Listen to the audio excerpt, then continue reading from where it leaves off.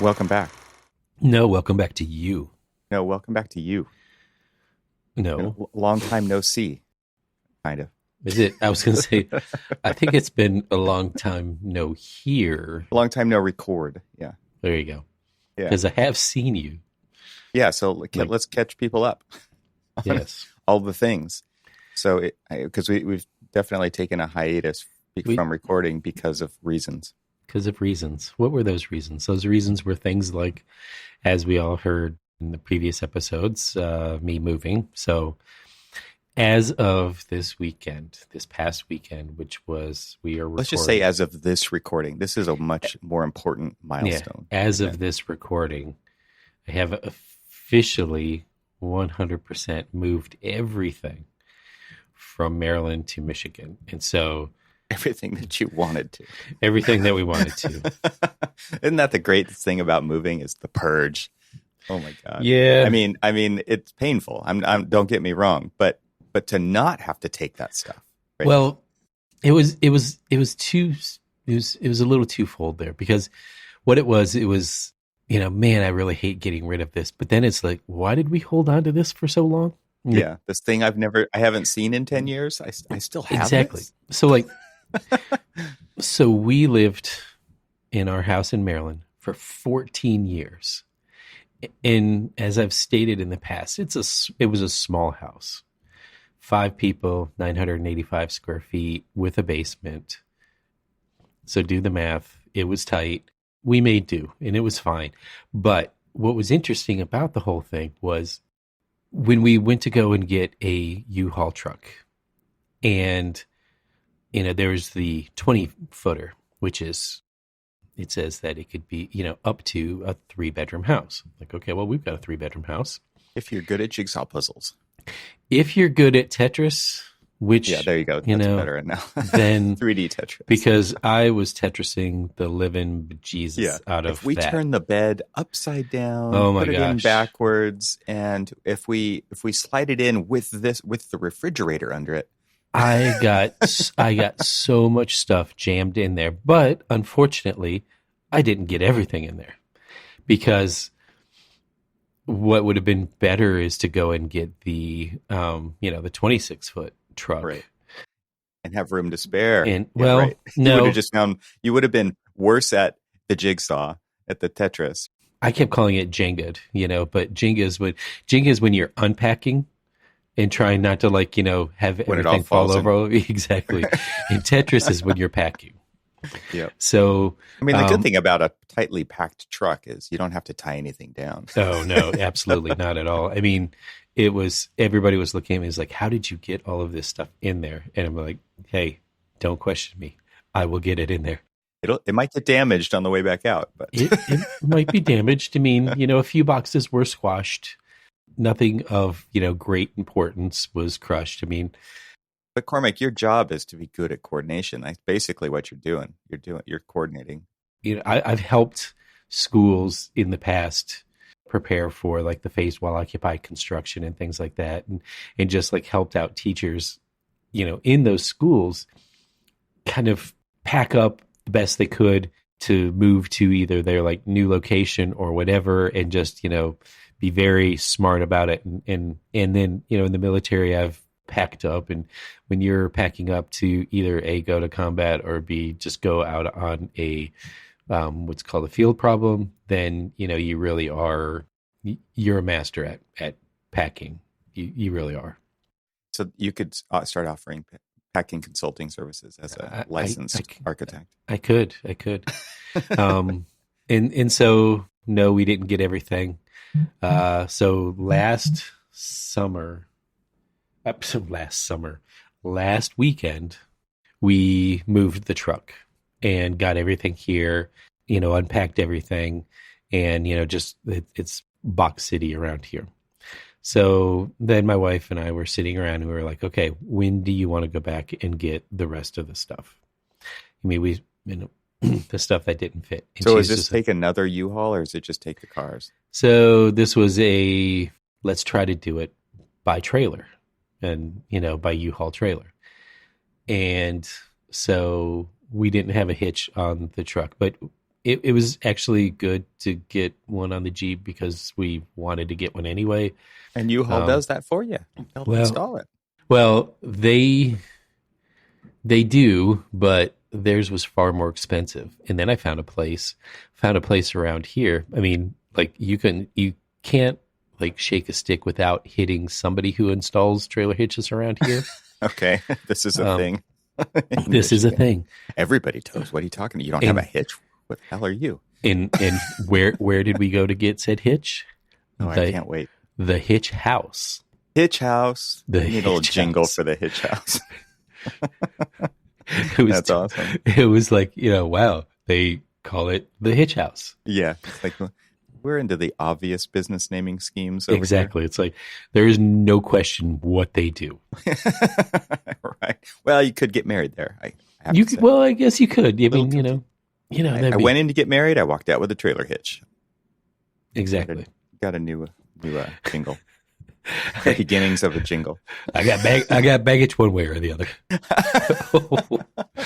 I was going to say I got hitched. Like you can leave it to the imagination to figure that out. Yeah. But dang, you took it to a new level. Yeah, one that I'm going to get in trouble for. Right. Well, everybody deserves to be as miserable as us. So we got the trailer hitch and we rented a trailer, but they were like, look, you only have the 6-cylinder. You're limited in the size of trailer that you can pull. And I'm like, well, yeah, every vehicle has a tow. Yeah. But, just this one time, over capacity. This is everybody with a towing vehicle. It's like, just this one time I can go over. What's unsafe? Like stopping is no problem if I start early enough. Because we were driving past a couple of different like U-Haul trailers on our way back to Maryland this past weekend to wrap everything up, and we're like, oh, I think that's the size that we rented. We rented a 5x8, which was what they said was our limit. And no, what then we were see looking a Prius towing like it. Well, no, some giant thing. No, we saw some like 8-cylinder like Yukons and stuff like that pulling the bigger one. And I was for some reason thinking that was the one that we got, which was not. If that was the one that we got, then we would have been fine with what we had left. So, but what we had left when we got the trailer and we were looking at the trailer and looking at the size of the trailer and looking at the Tetris, that we would have to do for this little trailer, we went through purge number 2. Oh yeah, it's second purge, right? This is like second breakfast for the. Oh yeah, totally. Yeah, and so as we went through all of that, we looked at everything and just got rid of what we needed to get rid of, and now we're here. And so we're officially recording from. I'm recording from my new studio place. Congratulations! This is a momentous occasion. I get to take the deep breath. You got to christen the studio with smash some champagne over that old laptop that you got. I think that would be the last time that laptop would ever work then. Right. It's only 13 years old. Yeah. Amazing. Yeah. Shout out to Apple Computer for making that thing. Hey, that battleship. That battleship is still working reasonably as efficient as the new PC that I have. There are a few things that, like, apparently I have now reached my limit of how much I can update the Google Chrome because the most recent... They don't want to support any of that old stuff anymore. The most recent Google Chrome does not... Speaking of baggage, my Mac is baggage. Oh, yeah? No, yours is. So mine is, yes. All right. So what else happened? This has been so many things. AIA conference. AIA conference. So your wandering trip. Yeah, this was. I flew to Chicago, got a nice nonstop flight, and you had like this. I don't even think we have time to get into this. No, you had this crazy. You were checking your doing orientation with your son for his college education, which starts in the fall, which happened to be like the the week right as the conference was starting. Yeah, so and you were invited to come to the conference with us, and exactly. You're like, I don't know that I'm going to make it, and then you had some other issue. I can't even remember what it was now. I think it was a similar issue. It was your knee. Oh, yeah, I blew my. That's what it was. Yeah, you're like the day before. I just heard a snap in my knee and I can't walk. Yeah, the very first day of freshman orientation at Northern Michigan University, which is not quite the most northern you can go in the state of Michigan, but pretty close. But it's way up there. And so not only were we doing the whole like micro moving at that time, my wife was finishing up her school year. My daughter was finishing up her school year. Everything was going on. So like everything was happening at once. And it was just like head spinning already, but then also to go into the orientation and then try to map it out where I could be able to, okay, what time do I need to leave Marquette, Michigan to get down to Chicago where I can still make it on time to meet up with you and then head over to a river cruise that we were on, which was amazing, which I made, but I did it with a big bulky knee brace and a limp and lots of drugs to aid in my ability to actually walk. So it was all incredible. I can't believe you actually came to the show. I honestly can't believe that I did either. I did. Once you say yes to something, Cormac Phelan, you don't back out of it. Unless it's a conference. Yeah. Maybe. I mean, well, yeah. As we're recording, I did back out of one of those, but right. I don't need to be on every single call of every single day, because if I was, there would be absolutely no work being done. Well, let's talk about AIA conference in Chicago. That was really great to see people in person again. I can't even believe it's been 3 years since we have been at one of these. And I think the last one was Las Vegas. The last one was Vegas. And this one seemed more intimate in a way. It wasn't, I don't think the floor was as big as it wasn't. Vegas. It wasn't. I have a weird perspective of the show though, because I didn't get out and go to the whole show floor because I was in a booth, which is, the tables were flipped on me this year. But I am interested to hear your kind of feedback about what it was like to walk the show floor. I know they tried a bunch of different things. I had a lot of conversations with AIA about they had an opportunity to kind of rethink the show floor by having a couple of years off, right? They canceled the one in LA. They canceled whatever. I don't even think there was one in the cards for the year before that, but they thought maybe they would come back in LA. That one got canceled. And then now we're in Chicago, and they worked with Perkins and Will to kind of lay out a new show floor with this big diagonal. And they talked about it as bringing the place to the show instead of bringing the show to the place. So they had a bunch of park-like settings on the show floor, and they named the streets after the streets in Chicago, and they named the parks after places in Chicago. I thought that was pretty cool. Okay, so, different perspectives here, obviously, because, you were kind of booth-bound. And oh, yeah, I didn't get out at all. I'm going to use the big air quotes, walking around or You hobbling needed around. A wheelchair. Yeah. Old man. Yeah. Which was kind of depressing only because I really do like walking around Chicago and enjoying Chicago. Well, that boat tour was epic then for you because you could just sit there and bring Chicago to you. Exactly. So the one thing that was interesting though is that whereas New York, and maybe it's just because, we were all able-bodied and we're really eager to get around and really start to That explore. was like 4 years ago, man. We were way more able-bodied back then. Yeah. But it almost seemed like because of where the position of the convention center is it didn't seem as easy to just like jump out of the convention center, go for a walk, and catch some architecture the way that New York or Philadelphia was. Now, Philadelphia the New York show forced you to. The New York show forced you to because, right. It's just like, they programmed it all over the city. Exactly. It's like, hey, we're going to be meeting here, here, here, and here. And, they got a lot of hateful feedback for that, actually. They did. But in a way, though, I don't know if I was 100%.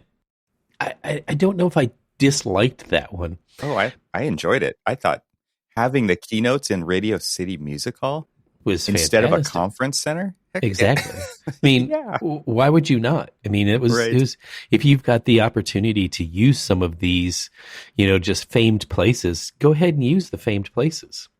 And so I liked and enjoyed that, that interaction with the city, whereas it didn't seem as interactive. And again, I'm going to just throw out the disclaimer that because I was a little hobbled, I wasn't able to get out and about as much as possible. But no, but you're right. You had to Uber if you wanted to go anywhere. You had to Uber everywhere. And I honestly, some of the rumblings I heard was that I think AIA is, when they're putting on a show like this, they're fighting to keep people at the show when there's so many other distractions out there that architects want to go see. And the reason why is because manufacturers are paying for booths on the expo floor. And if people aren't at the expo floor looking at those booths, manufacturers are like, what am I paying for here? This doesn't make any sense. And so the AIA has this struggle to attract people to the expo floor for those 2 days that the expo floor is open, when there's so many other cool things going on outside in a city that many architects are coming into, that they're either haven't been there before or want to see new things, or, for various reasons want to get off the expo floor, right, and go do that stuff. So I can imagine that's a rough struggle, because you got to deliver to the people who are paying for that expo floor to happen. And you're in the hotbed of all of this different like architectural history that you learned in school, the birthplace of the skyscraper, where Frank Lloyd Wright had practiced, and they're so prevalent of his work there, and there was just so much stuff to like be seen. There's Mies, and there's Louis Sullivan, and there's all of these other Gary, and there's tons of stuff. It's incredible, and there's the struggle is further, like the weather was amazing for the most, like, except for maybe one day where it got really hot and most people weren't even there yet. I mean, it was during the let's see. So when you got there, it was really hot, but then the weather turned really well. And then when you were leaving, it started to rain, but it was bookended by, I don't even see rain in Southern California. So exactly. It was cool. But it was bookended by, two different, weather events, but it was the actual like event itself was just perfect weather. It was nice and comfortable. Oh man, that river cruise was incredible. The weather, the lighting, everything. They did fireworks out over the lake. I mean, it was, and you couldn't have asked for a better evening to do that river cruise, right? Absolutely. And so this is what AIA is competing with, because when they do it in a city that people want to go to, people want to go to the city. When they do it in a place where, like Tampa, right, where it's not a walkable thing at all, people don't show up. So this is a battle that they're trying to figure out. It's got to be tough. Just I need to set the record straight here. It was Orlando. And sorry. And Orlando is, I don't know my Florida geography. Tampa, funny enough, if they would have had it in Tampa, although Tampa, we didn't really have like the greatest of architectural things to go see, it would have been a far better place to go, because you actually are in downtown and you are a little bit more walkable, and it is a smaller city and things like that. But I'm diverging because thank you for the real-time correction. I didn't want to get slightly offended that you invoked my Tampa Bay area. You're a Floridian, yes, right? You're a Florida man. You are Florida man. Ouch. But Florida is not Orlando. I regret the error, and also we did opt out of that show. We did opt out of that reasons. Show. Yeah. Well, okay. So again, the thing that was interesting about the opportunity that I would say Philly, and I would say that New York offered, that say Atlanta was good. Atlanta was really good because it was good. It wasn't great. Yeah. But there needs to be some variation in the scale here for sure. Yeah, but what those two is that there was an active engagement with the city, the active engagement with the places that you actually did want to see. And so you were able to engage with the city in a way. Now, maybe it's because Chicago's more of a Midwestern city, and even though there is a core downtown, there are other places that you want to see that are a little bit more suburban. And so, there is this, almost demand to hop in an Uber or hop in a car and drive around and things like that.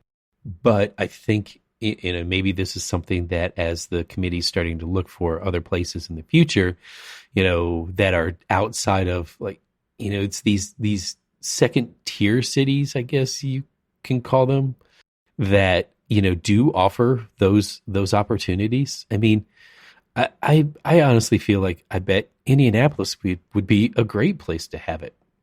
People would be like, why Minneapolis? Why, or Columbus? Never been there. Want a reason to go there? Well, while we're giving advice to the AIA, what about having because I was in a booth, I noticed on Thursday traffic. This is how we on the booth side of things judge what's going on. The amount of traffic was awesome. Friday, it was not. And the reason why, all the courses are going on. So my advice, because honestly, I feel like the expo floor, it at least needs 2 good days without parallel programming going on, right? 3 days would probably be even better. It would be difficult for anybody who has to work in a booth for that long, but there were 20,000 attendees there. How many did I see? I don't know, not very many, right? Compared to the 20,000.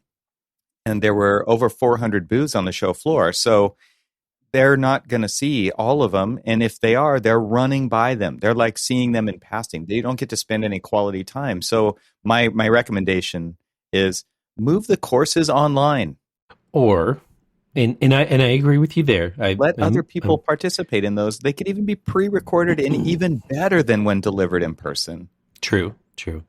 So I was thinking about this because it was almost there, but not quite there. So think about this. If, they had a few course areas, smattered throughout the expo floor, right? Arrange it more where you've almost, where they were going, but weren't quite there, was if you're going to have these grand boulevards of like the main thoroughfare through the expo hall, and then all these kind of like offshoot roads and things like that. Create a little town square for each of them. Let that town square be where you have them, but then set up the, town center of booths around those that, kind of more correspond with those particular courses that are being given. Like say if you're doing a rain screen system, get a way for the vendors and the courses to interact a little bit better. So when you're milling around waiting for, say, a rain screen type course, have it set where all of the rain screen vendors are so that you can sit around and talk to them a little bit. And then when it starts, they go in there and, they've got a little bit of insight. And then if they want to learn more as they're done with the course, they come out and they're in rain screenville. Yeah. That's a great idea. But the AIA makes a show about the AIA and they put their booth in the middle and it's enormous. And it's like all roads lead to the AIA instead of flipping that and making it about the things that you're talking about. Right. And so, things like that, would really help engage a little bit more. I did appreciate the fact that, they did set up, all of these like little park benches and stuff throughout with a couple of trees here and there.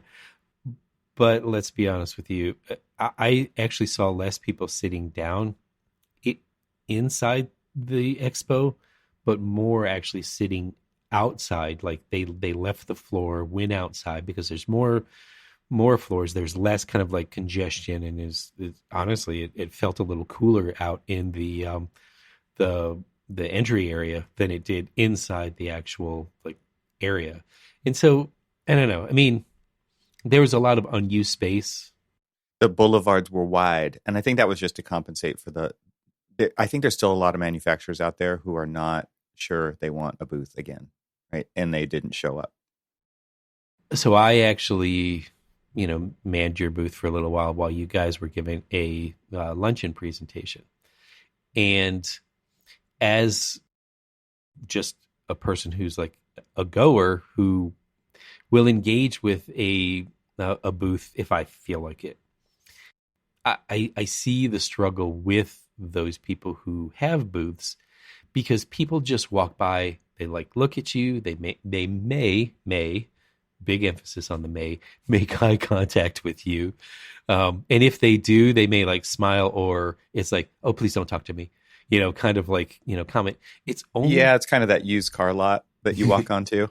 Right? Exactly. And it's like, I'm just here to look at the cars, man. Please don't talk to me. Yeah. Exactly. And they're there to like, sell you and talk to you and all that other stuff. And so after working your booth, I made a more conscious decision to actually actively get out there and start engaging with. Yeah, I was going to say, like, it's all about that, right? If you want to give all of your peace and power to the other people there who just want to have a conversation with you, and you're going to do everything you can to avoid it, that's a sucky attitude to have on a show floor. Like, and I'm not trying to judge anybody here. Like all I'm saying is if you flip that script like you're talking about right now, and you go out and it's like you're the one who does the engaging, and I get it. Not everybody can do that. Not everybody's. You're introverted though, so this is a good, way to have this discussion. It's like, no, like this is about me. I'm here to do this stuff and have those conversations with people. I totally agree with you. Like, that's a great way to experience an expo floor. It might be draining, but you'll get to recover, right? Exactly. Later. Yeah. Well, on the way home or whatever. It honestly was the realization as I'm, working your booth, and then I left your booth. The realization is that, wait, I'm never going to learn about any of these people if I don't actually like walk up and engage them. Now, it's not, it's a little outside of my comfort zone to just like, start a conversation out of the blue, but that's why they're there. But that's why they're there. Just like you walk up and they're there to basically, you just say, okay, tell me what you're all about. You and I were talking to the guy about the low flow toilet, and our next door neighbor. Next door neighbor, that booth neighbor. Yeah, exactly. That I was, watching the people who were engaging that particular one. And what was interesting about it is that here's something that is providing quite a bit of conservation to your water usage, but nobody was stopping to talk to them about it. Well, because how do you know that? By looking at the booth, right? It's like, I see a toilet. I don't think beyond the toilet, right? Which is what their message is. It's like, it was about gallons per flush, and it was about the technology in the tank, and it was about the design of the toilet itself. It was all these things. And it's like, how do you communicate that? How do you project that message out of your booth? It is so difficult I can't even tell you how much planning and iteration and design went into our booth. And I would say our booth had a lot of activity, definitely compared to our two nearest neighbors. Yes. Yeah. But what was interesting about it I don't know your experience when people were coming up to your booth, but the main question, what is tech? That was the first thing. It's like, yeah, because what can you do? You can put a logo up, but how do you? So yeah, we had an 86-inch TV in our booth, and part of it was displaying a slideshow, and we had 3 different cameras set up, and we had audio coming into it, and we had an image up there and all these things, and it looked like a command and control center for like a TV station, right? And it was very high tech looking, but it was also very media driven. And so on one level, it was like attracting people to come up and say, what's going on here? There's a lot going on here, right? It's not just like a 13-inch TV on the wall trying to display the toilet technology. Yeah, it's an interesting design problem for sure. Especially when you're just in a 10 by 10 booth and not something that people can walk through, right? That's a very different booth than a 10 by 10. So there, and there was like the, okay, this is obvious. We know exactly who these people are and what they do and all that other stuff. And so when you do go to those particular booths, you're really there to just say, let's just use a friend of mine that I've known now for, going on 14 years. He's now with, I guess, one of the show sponsors, not our show sponsors, the AIA show sponsors, Kingspan. Mm. And all politics aside, I went there mostly to just, catch up with him and chat with him. But I also, because, I have used not only their rain screen systems before, but other rain screen systems. And I simply asked them, okay, well, what's new? So it's kind of this weird level of engagement. It's like I visited the people that I know and I'm comfortable with. And so I went to those booths to say, hey, what's new? I've used your product before. As kind of the opening statement. Yeah. As kind of the opening statement. Or I've never really used your product before. I've heard of it, but I'd like to learn more just so that I can understand about it. Because, as I guess in a way a project influencer, when we're specifying things, right? We want to know what that's all about. And the thing is that I find it very interesting because there's also there's the levels of engagement of like the show goer. And then there's like the levels of engagement of the vendors, because there are people, like, it was interesting. It's like you guys were out and engaging people. You wanted to talk about why you were there. And so you would walk out into you guys were right on the main kind of like boulevard, and which was just a great opportunity because you were, as people were going to the AIA booth, which was like at the center of the storm, and everybody else there was a lot of foot traffic going past your booth. You guys would go out and engage them and talk to them about it, and really, and then it was almost like the extrovert introvert type approach to, having a booth there. There was a lot, I would say probably the majority of them would only engage if you engaged, and I was curiously wondering why they would do that, because like you literally are paying a lot of money to be there at that show to sell your product. Why aren't you? Yeah, and we're not even there to sell anything. We're there to let people know we exist. And I think a lot of booths, like to your point, so if I had to guess why, the answer is because those people are just paid to man the booth. They're not the owners of the company. And I think there's a different mentality when it comes to that, right? It's like there's the ownership aspect of it, which is, yeah, we're paying a lot of money for this. This is a fantastic opportunity. People are back for the first time in 3 years. Our booth, what we're about is people.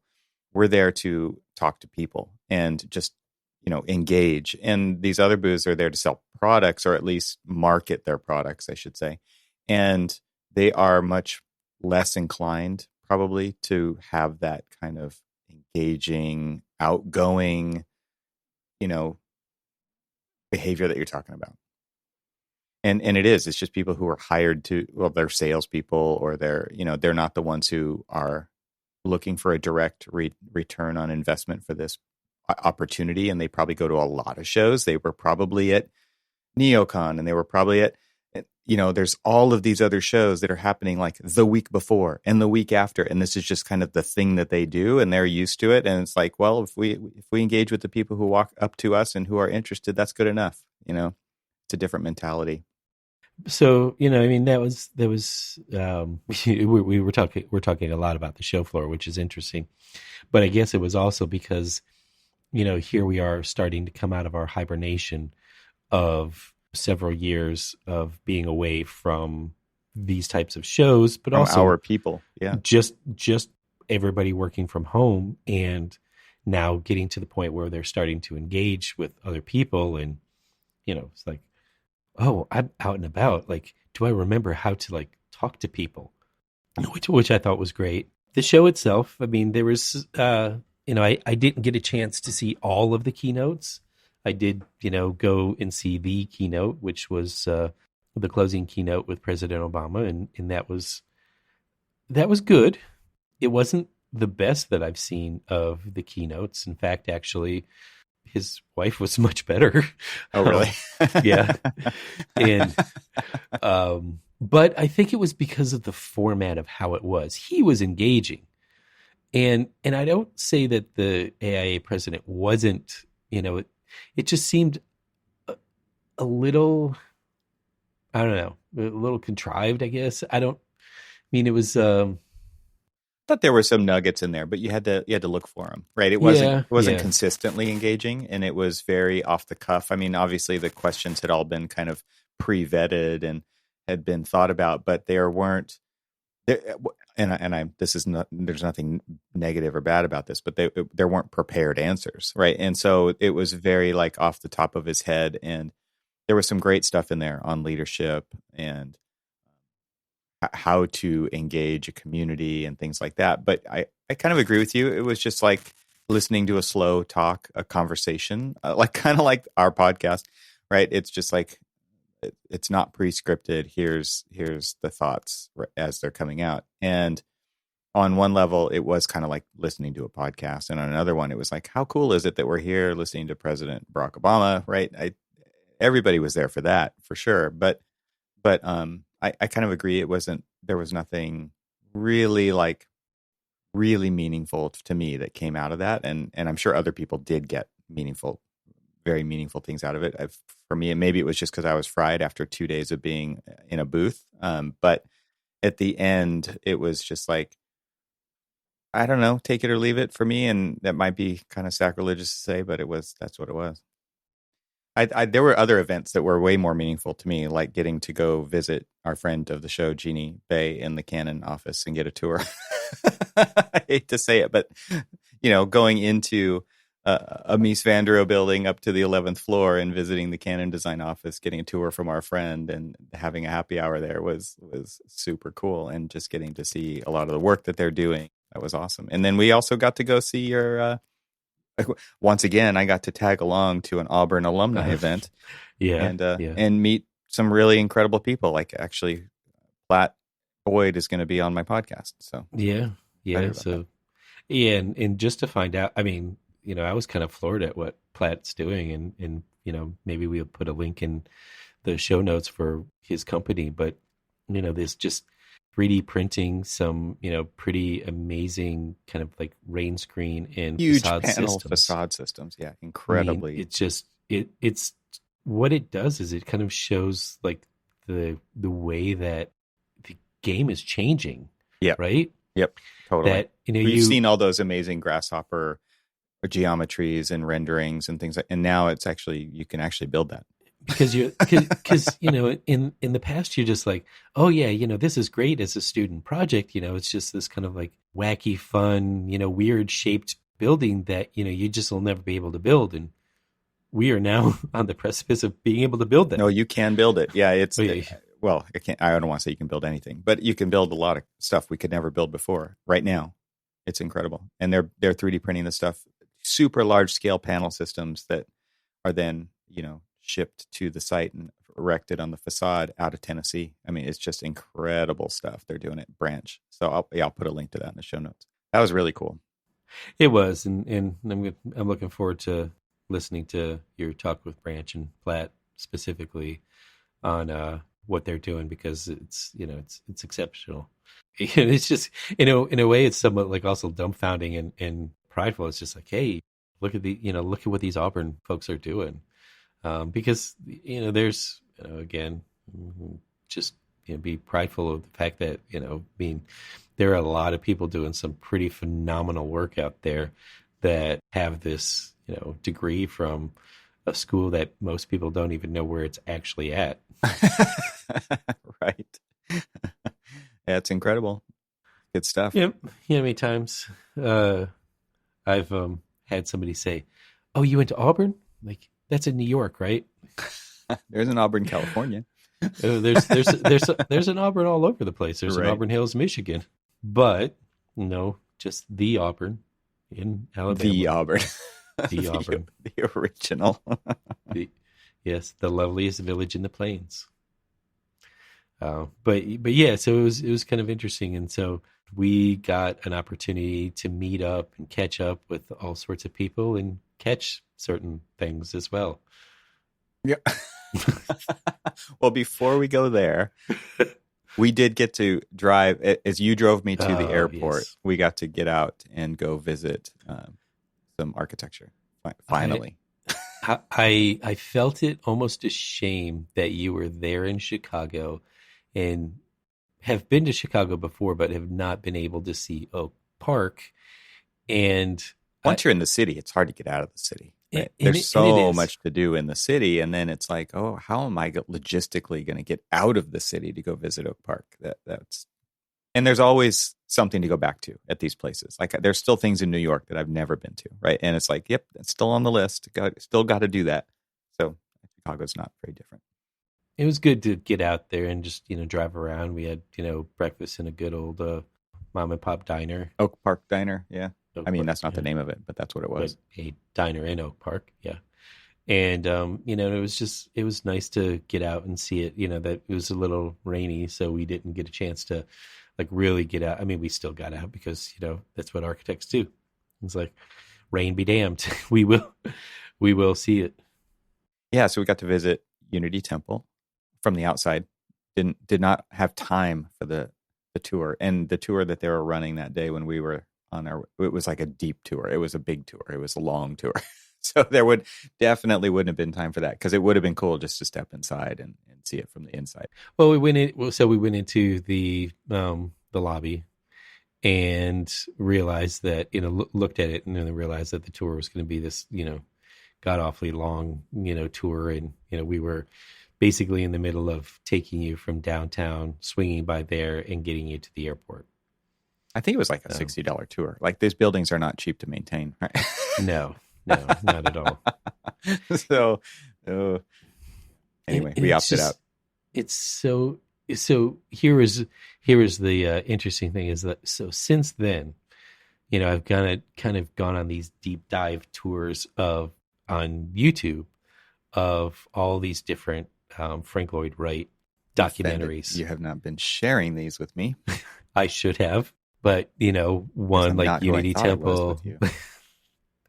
Well, what's interesting, and I do need to share this with you, is the 1923 experience of his in LA area, or, California, with all the California concrete houses, and learning about them, kind of like the dark times that he was coming out of when he was doing these, and kind of almost like doing these almost like mausoleum type houses and kind of like funerary type, places and stuff. And just how there's in certain of, I think there's 4 or 5 houses, and that, some like the Hollyhock House and things like that are like, really well maintained. And then there's like there's one in particular that is falling apart. Well, the Annis Brown house was in that state of disrepair. I think it has been fully restored at this point.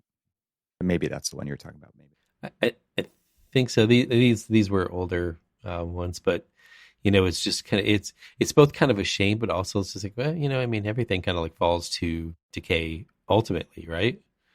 Yeah, but he was the chosen one, and none of his things should ever. We expected more, Frank. We expected more. I still, to this day, just every time somebody says, his stuff will last forever, I'm like, yeah, but I accidentally kicked through a wall. That's right, at that school in Florida. It was concrete too. My foot should not have gone through that wall, and it did. And if God, I was just patching walls last week. Here at that. I hope the statute of limitations has run out. Yeah, it has. They're not looking for you anymore. No, not at all. Well, it was cool to see so many of his projects all in one place, right? Like that to me is what's really special about Oak Park. Is it's like, okay, we can visit Unity Temple, then we can go to his house, then we can go to these 4 houses that are right next to each other, and then we can drive 2 blocks and see 3 more, and wow, incredible! And and it's such this interesting kind of like, variation. It's like, here's the houses that he was doing when he was moonlighting while he was still working for Sullivan. And you can see that there's a little bit of like, there's a little bit of tradition. There's a little bit of him. There's a little bit of Sullivan. And so there's like this evolution of his voice slowly but surely coming out. And then you see his house, and then you see all of these other houses that are purely him and his voice. And you see like, it's just like pretty amazing. And you can just see him from the outside, but still you get this amazing view of design. Like it's pretty incredible. The variation in design that happened there. I need to do a deeper dive on Sullivan and stuff like that, in the future, but yeah. Good stuff. So then he took me to the airport, right? And every flight that I had got changed. And so I was supposed to fly home through Austin. I was supposed to take out off a certain time. That flight changed. I was now going through Phoenix Airport. Oh, goodness. But none of the gate, like if you fly in and you got to change planes, you are going to go like a mile to the other gate. Luckily, there was enough time to do that, just enough time to do that, and make a phone call to my wife, let her know when I was going to be home. But it was like, that's when I started to feel it. That's when I started to feel like, okay, the fatigue. What is it finally catching up with me? I felt great the entire time we were at the show. I felt like I had stamina. I had strong. I can't believe I just said that. I had stamina. I had energy.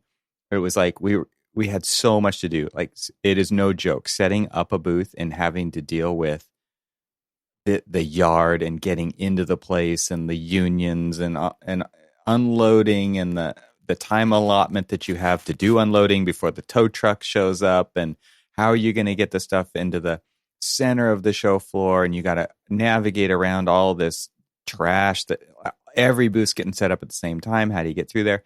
How do you do multiple loads? How do you do all this stuff? And then, I mean, I still felt, even when we were in Oak Park, I still felt really good. Like, okay, this is no big deal. I walked 25,000 steps every day. I was still fine, right? And then when I got to Phoenix after that first flight, I started to feel the fatigue. Mm-hmm. And then when I got, and I texted my wife, I'm like, we were supposed to, her dad was supposed to come over that evening for movie night. And because she was like, do you want to do movie night? Do you want to do that? Could we do this thing all the time? It's like, yeah, that sounds great. I'd love to get back into that. And then I text her, I'm like, I don't think your dad should come over. Like, I'm not sure if this is the thing, but it might be the thing. Right. And he's 80, so he's not coming over.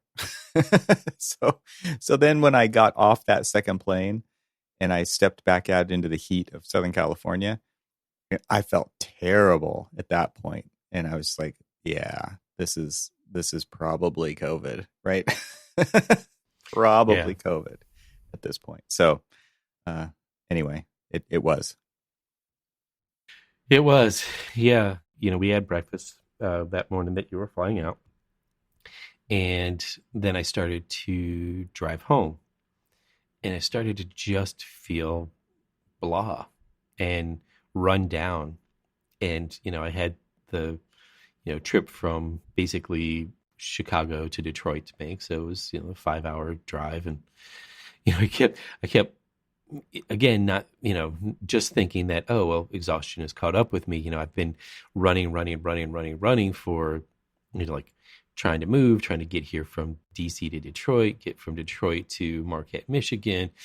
All of that was like a 9-hour drive from DC to Detroit to that one was another 9-hour drive, and then a 7-hour drive down, and then the constant walking and everything else. I just thought exhaustion was catching up with me. No, exhaustion brought a friend. And I had just had a conversation with people because they were just like, somebody had said to me, how have you avoided COVID throughout this whole thing? And I was like, well, I've tried to be, smart about it. And then here I go, this first time thinking that here I am in a group of architects, and, they've got this good protocol for, for checking in and making sure that you're vaccinated and or you've got a negative test and everything. None of that matters.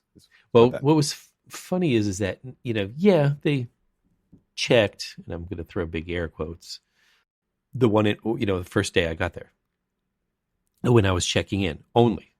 Yeah, I have heard of other conferences where they make you check every day.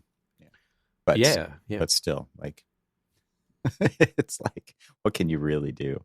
What can you really do?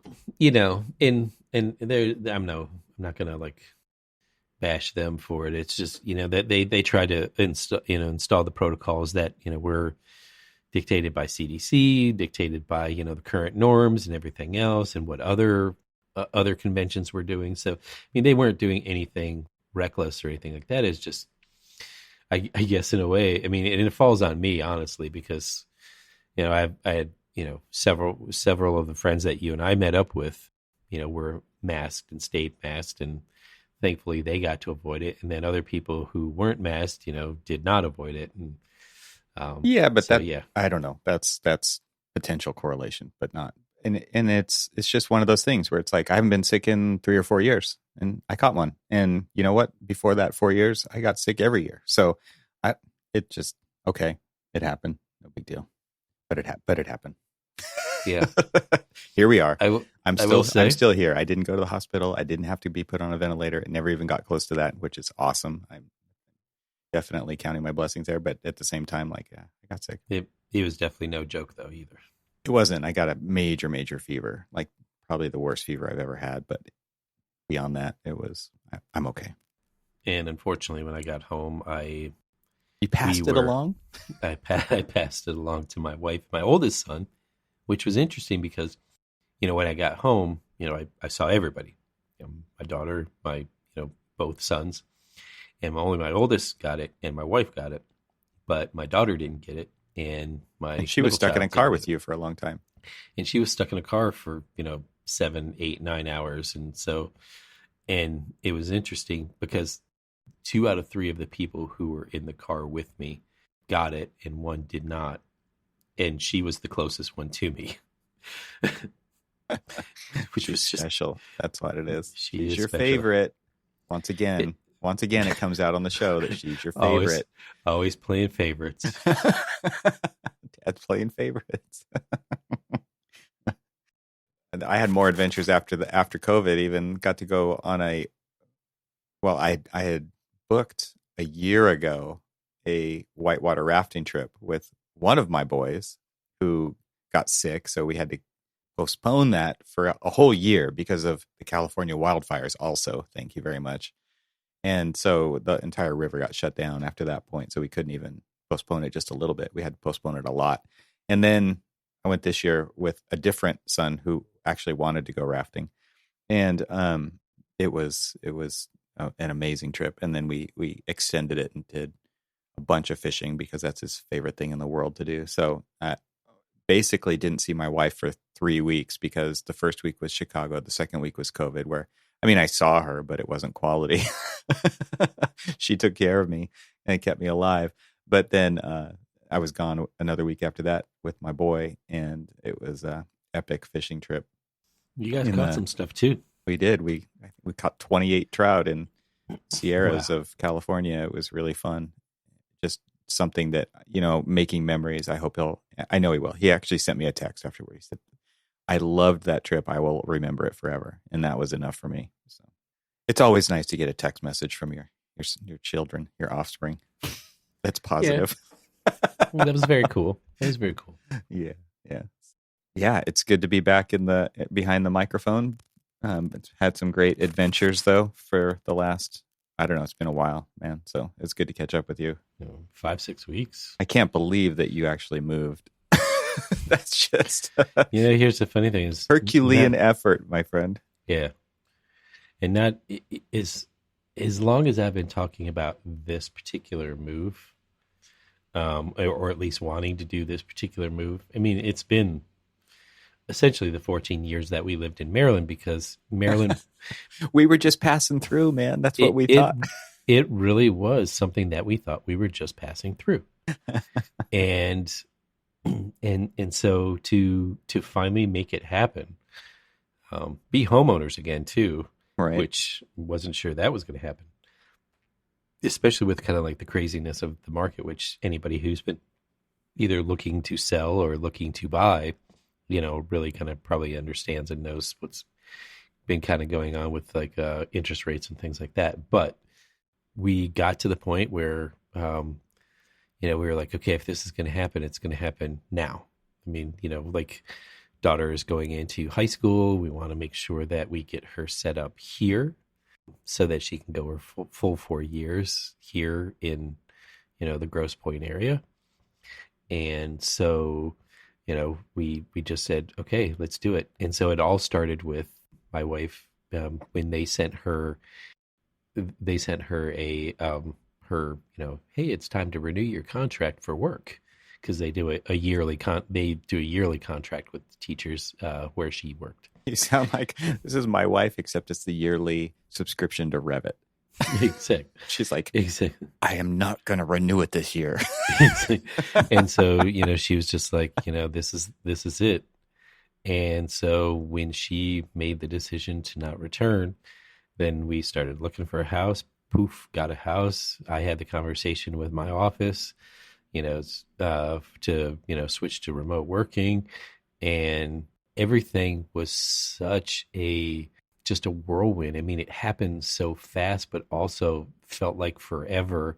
When you're in the middle of it, it's like, yeah, it was both. Why is this taking so long? And holy crap, this is moving so fast. And that was kind of like the past, 4 months of my life, if not more. I mean, it is weirdly, we've always been planning on moving, but never really like seriously planning on moving. Yeah, right. If it's plan B, it doesn't happen, right? Yeah, exactly. And then this time it was just like, okay, here's the trigger, pull it. And like I said before we hit record, I can't believe you have a 9-hour drive almost directly west from where you used to live, and you're still in the same time zone. It's still in the same time zone. That's crazy to me. I thought for sure you were going to be in Central Time. Nope. Still in Eastern. Well, that's good for you and your office. You don't have to worry about. Yeah. I mean, I get to. You don't have to do that conversion in your head every single time you want to schedule a call. That's awesome. Or, it's just like, can we not have this one because you guys are going to be making me wake up at an hour early or something like that. No, good thing is that I'm still on the same time zone and still able to just, roll in. But it's the sun, it sets late and all this other stuff. So I actually get to, once I log off for the day, I actually get to enjoy a little bit longer of a day. That's because you're a little further north. Yeah. You're probably a few degrees. I mean, the sun really isn't setting until like near 10 o'clock. So you're on the mitten. You're on the bottom of the thumb of the mitten. Well, congrats on that, on fulfilling that dream. That's super cool. My wife is very happy because she is close to family. In fact, that's where she's at right now with everyone. Yeah. Hey, if you could just unpack all those while I'm gone. Yeah, I would love to come back to a fully set up house. Yeah, exactly. But, so now we get back to our regularly scheduled recordings, and I don't have to worry about, hey, man, can we skip this one because I got to move, or I got to drive to Michigan, or we have to go look at a house, or we have a conference, or we have a conference, or we have a fishing trip, or there's still plenty of stuff coming up. Oh, there is. There's a lot, but yeah, agreed. It's good to be back. Because I did the old freshman orientation. Now I got to do the freshman move-in. Oh, gosh. At least you don't have to go as far. You're a lot closer now. In the same state, at least. It's still 7.5 hours. Oh. All right. It is in the same. And which is funny is like everybody's just like, wait, you can drive 7.5 hours and still be in Michigan? I didn't realize it was that big. I'm like, dude. California's like that. Once you get west of the Mississippi, like all of the states start getting bigger and bigger. Right. They just kind of gave up on like we packed everything in, nice and tight so weird on to the look at. East Coast. I saw something on I can't remember where, some social media thing or something. It's like if you just objectively look at the map of the United States, it would look like we actually started on the West Coast and moved east, right? Because we realized like, oh, we got to cut this up tighter. We got to get everybody in here, right? No, it's so weird to see that kind of westward expansion, literally. Right? Exactly. I mean, with the state lines. It was just kind of this point of it's just like, whatever. It's just like, hey, I want to be this big. Okay, sure, whatever. California is just like, I want to take up most of the Pacific Edge. Like, fine, you pay the highest, GDP everything. Everything. So go ahead, you can have whatever you want. Right. Yep. Can't wait to get out. And that'll be for another show. For another episode. All right, man. Talk to you soon. All right. You too. Thanks for listening. This show is part of the Gable Media Podcast Network. See all the shows at gablemedia.com. That's GABLMEDIA.com. You can help support what we're doing here by leaving a 5-star review on Apple Podcasts to help get the word out, and don't forget to share it with your friends. We'd love to hear from you, so leave a comment on the website at archispeakpodcast.com, where you can find our entire catalog of shows. Talk to you soon.